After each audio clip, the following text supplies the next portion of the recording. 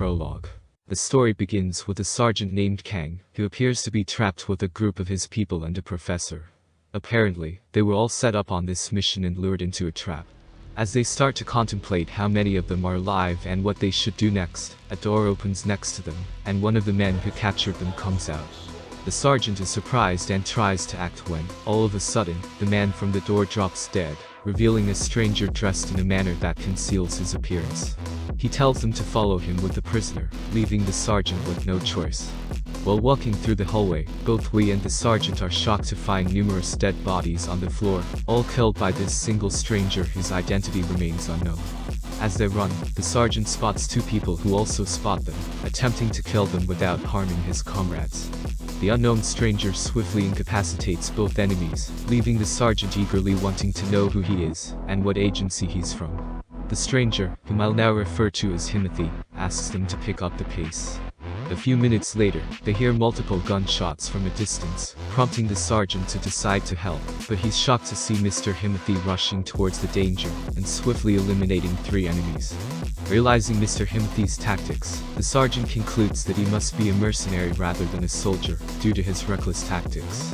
Upon reaching outside the building, Timothy tells the sergeant to halt, causing the sergeant to be confused, only to turn around and notice his injured comrade struggling to keep up.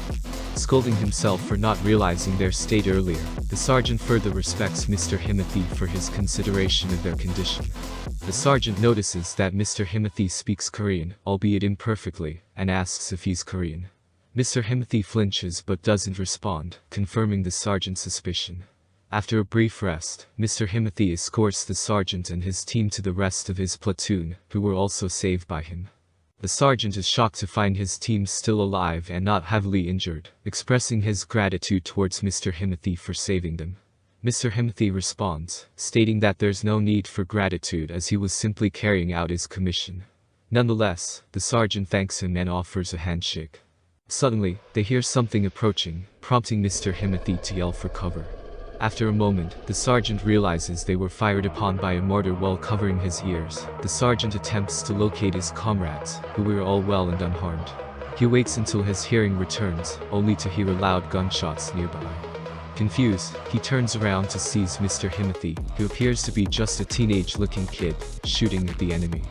The story then skips ahead 6 months, where Mr. Timothy is introduced as a new student in a class. Some find him handsome, while others see him as a cocky prick. The chapter ends with the revelation of Mr. Timothy's real name, Ijinyu. This prologue sets up an intriguing storyline of a teenager who has likely experienced the hardships of the battlefield, now having to adjust to a normal student life, leading to potential confrontations with other students. This first chapter serves as an engaging introduction to the captivating plotline of this amazing manhwa.